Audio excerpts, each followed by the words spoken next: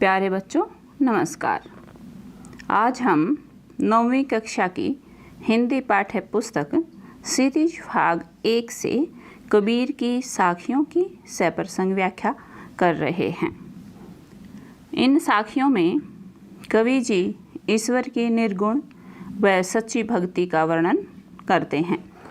निर्गुण यानी किसी भी रूप में न मानना। ईश्वर को वे बिना किसी रूप के मानते हैं कि उनका कोई रूप नहीं होता, इसलिए निर्गुण भक्ति कहा गया है। ईश्वर एक है, यही मानते हैं कबीर जी। साखी यानी साखियाँ कबीर की, जिसकी हम सप्रसंग व्याख्या कर रहे हैं। आपको पता होना चाहिए कि साखी का अर्थ क्या है। साखी का अर्थ आँखों से देखा हुआ होता है, आँखों देखा। साखी शब्द साक्षी का तद्भव रूप है, अर्थात कबीर की साखियों में लिखा गया ज्ञान आँखों देखा ज्ञान है। यानी भक्ति ज्ञान ध्यान में जो कबीर जी ने साक्षात्कार किया वह साखी है, आँखों देखा है। कवि परिचय। कवि जी यानी कबीर जी हिंदी साहित्य के भक्तिकालीन कवि थे। माना जाता है कि उनका जन्म सन 1398 में काशी में हुआ और उनकी मृत्यु 1518 में मगहर में हुई। यानी वे 120 वर्ष तक जिंदा रहे। लहरतारा तालाब के किनारे वे निसंतान जुलाहा दंपति को मिले। उन्होंने ही कबीर जी का पालन पोषण किया। इनकी पत्नी का नाम लोई था। कबीर जी की बेटी का नाम कमाली और बेटे का नाम कमाल था। कबीर जी की एक ही प्रमाणिक रचना है जिसका नाम है बीजक। बीजक के 3 भाग हैं, साखी, सबद और रामायणी। चौपाई की शैली में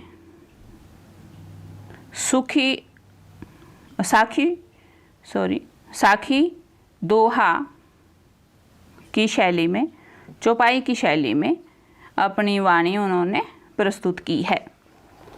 उनकी भाषा में अवधी, ब्रज, खड़ी बोली, पूर्वी हिंदी, फारसी, अरबी, राजस्थानी और पंजाबी आदि भाषाओं के शब्दों का बहुत अधिक प्रयोग मिलता है।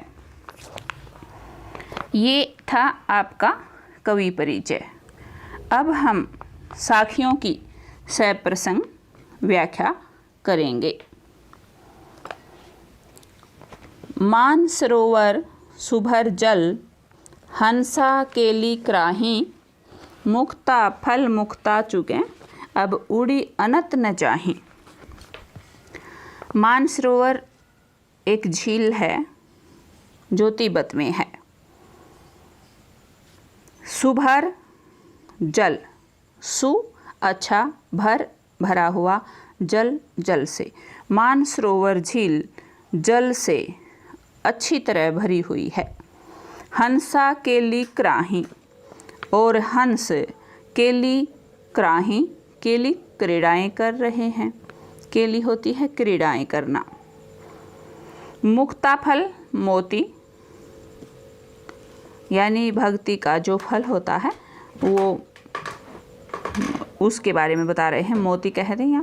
मुक्ता चुगे, मुक्त होकर, मुक्ता फल मोती, मुक्ता का अर्थ है मुक्त होकर, चुगई चुग रहे हैं कौन? हंस। अब उड़ी अनत न चाही, अब उड़ी उड़कर, अनत दूसरी किसी और जगह, न चाही नहीं जाना चाहते। यहाँ कवि ने रूपक अलंकार का प्रयोग भी किया है। मानसरोवर को उन्होंने क्या माना है? हृदय, हृदय रूपी मानसरोवर। और जल को माना है उन्होंने भक्ति, भक्ति रूपी जल। हंस, आत्मा को माना है हंस रूपी आत्मा। अब इसकी हिंदी कैसे होगी? हृदय रूपी मानसरोवर में भक्ति रूपी जल सुभर, अच्छे से भरा हुआ है। अच्छे से भरा हुआ, सु का अर्थ होता है अच्छा, भर मैंने भरा हुआ। अच्छा यानी गुण, गुणों से, भक्ति के गुणों से। मानसरोवर, हृदय रूपी मानसरोवर भक्ति रूपी जल से अच्छे से भरा हुआ है, उसमें कोई भी विकार नहीं है। हंसा केली कराही, उसमें आत्मा रूपी हंस क्रीड़ाएं कर रहे हैं। मुक्ता फल मुक्ता चुगें, अब उड़ी अनत न जाहीं। अब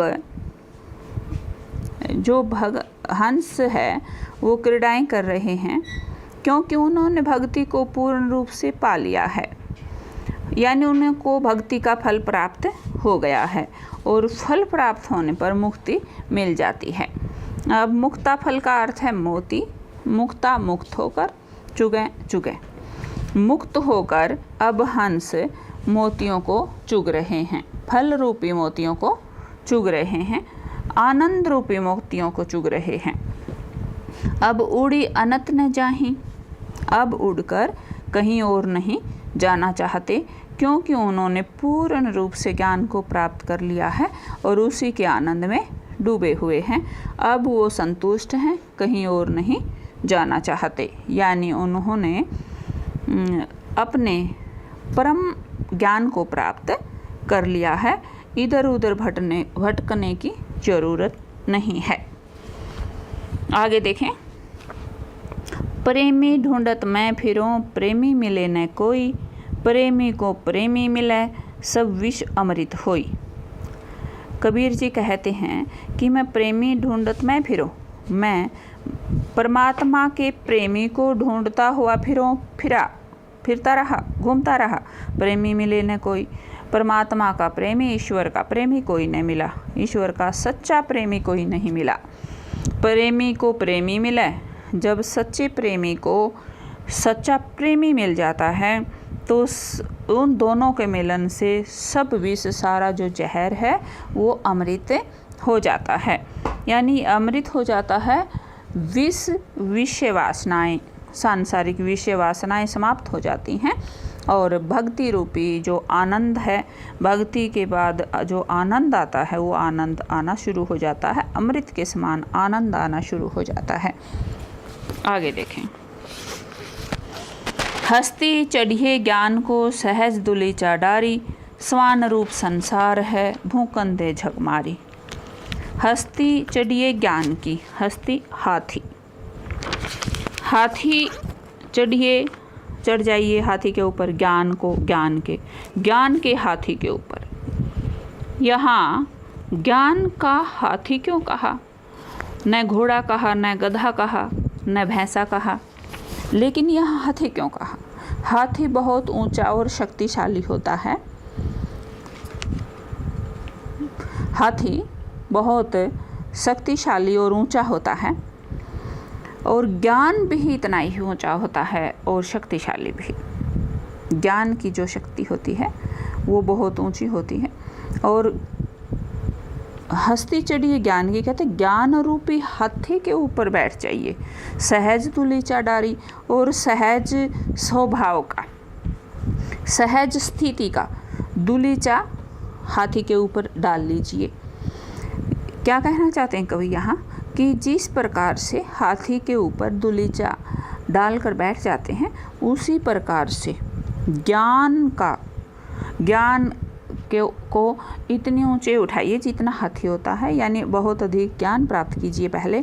सहज, तब सहज भाव आ जाता है, घमंड नहीं रहता है, किसी से द्वेष नहीं रहता है, तो सहजता का भाव उसमें आ जाता है। कवि कहना चाहते हैं कि हस्ती ज्ञान रूपी हाथी के ऊपर बैठ जाइए और सहज भाव का जो दूली चाहे उसके ऊपर डाल लीजिए। स्वान रूप संसार है भूकंदे झकमारी। स्वान कुत्ता, ये संसार कुत्ते के समान है। भूकंदे भौंकने दे, झक मारी और झक मारने दे।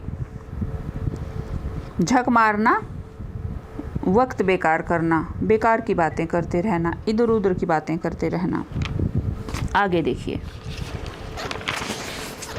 पखा पखी के कारण सब जग रहा भुलान।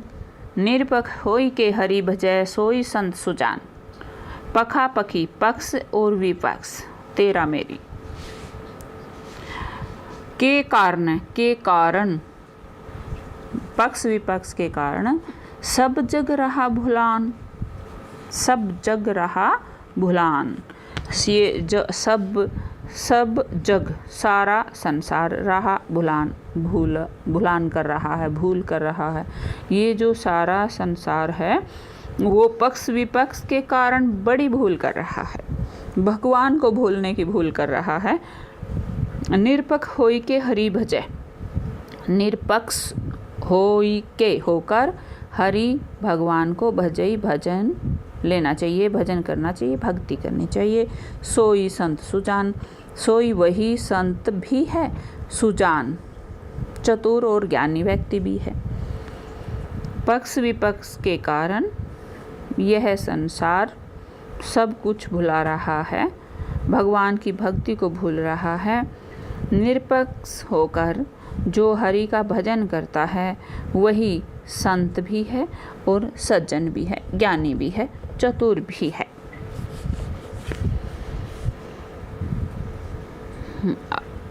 इसका भाव यह है कि यह संसार तो झूठा है और इसे यहीं रह जाना है।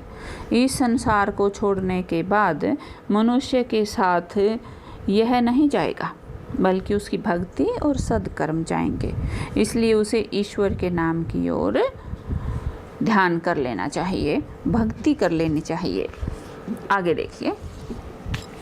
हिंदू मुआ राम कही, मुसलमान खुदाई। कहे कबीर सो जीवता, जो दुहों के निकट न जाई। हिंदू मुआ, मुआ मर गया, खुदाई परमात्मा, निकट पास। हिंदू मुआ, हिंदू मृत्यु को प्राप्त हो गया। राम कही, राम कहते कहते। मुसलमान भी मृत्यु को प्राप्त हो गया। खुदाई, खुदा कहते कहते। यानी हिंदू सोचता है कि राम हमारा है, मुसलमान सोचता है कि खुदा हमारा है। खुदा और राम में कोई अंतर नहीं है, ईश्वर के ही ये भिन्न भिन्न नाम हैं। कहें कबीर सो जीवता, जो दूहों के निकट न जाई। कबीर जी कहते हैं, कहे कबीर, कबीर जी कहते हैं, सो वह जीवता जिंदा है, ज्ञानी है, जो दूहों के, जो दोनों के निकट न जाई, निकट नहीं जाता, पास नहीं जाता। हिंदू मुआ राम कही, हिंदू राम मेरा है कहते कहते मृत्यु को प्राप्त हो गया। मुसलमान खुदा को कहते कहते मृत्यु को प्राप्त हो गया। कबीर जी कहते हैं कि जो दोनों के निकट नहीं जाता वही जिंदा है, वही ज्ञानी है। यानी प्रत्येक प्राणी के हृदय में बसने वाला चेतन ही राम और खुदा है। आगे देखिए। काबा फिरी काशी भया, रामे भया रहीम। मोट चून मैदा भया, बैठी कबीरा जीम। काबा फिरी, काबा फिरी। काबा एक स्थान का नाम है, एक जगह का नाम है जहाँ मुसलमानों का धार्मिक स्थान है, जो मुसलमानों का धार्मिक स्थान है, ये आप देख रहे हैं, ये काबा है। काशी भया, आप काशी भया, काशी भी गया। काशी, ये काशी है, आप देख सकते हैं इस चित्र में। काशी भया, राम ही भया रहीम। राम भया हो गया, रहीम हो गया। कहते काबा फिरा काशी भया, काबा गया फिरा काशी भया, काशी हो गया। राम भया रहीम हो गया। कहते काबा काशी हो गया और राम रहीम हो गया। रहीम राम हो गया और काशी काबा हो गया। इन दोनों में कोई अंतर नहीं रहा, न स्थान में रहा और न नाम में रहा। मोट चून मैदा भया बैठी कबीर आजीम, कबीर बैठकर जीम रहे हैं। मोट चून मैदा भया, कहते हैं कि मोटा चून है जो, उसी को पीसने से मैदा बनता है। और इसका भाव ये है कि जो मोटा आटा ही तो मैदे में बदलता है, उन दोनों में कोई मौलिक भेद नहीं है। हे मानव, कबीर जी कहते हैं कि तूने बैठकर बिना किसी भेदभाव के खा ले, जीम ले, अपना पेट भर ले। परमात्मा को चाहे कहीं भी ढूंढो और किसी भी नाम से पुकारो, पर वास्तव में वह एक ही है। आगे देखिए। ऊंचे कुल का जन्मिया जे करने ऊंच न होए, सुबरन कलश सुरा भरा साधु निंदा सोए। ऊंचे कुल का कहा जन्मिया, ऊंचे कुल में जन्म लेने वाला। कहा क्या फ़ायदा, ऊंचे कुल में जन्म लेने का क्या फ़ायदा। जे करने ऊंच न होए, यदि कर्म ही ऊंचे न हों, करने कर्म। जे यदि ऊंच न होए, ऊंचे न होए हों। ऊंचे कुल कहा जन्मिया, ऊंचे कुल में जन्म लेकर कहा क्या करना, क्या फ़ायदा। जे कर्म ही ऊंचे न हों। सुबरन कलश, सोने का घड़ा, सोने का कलश।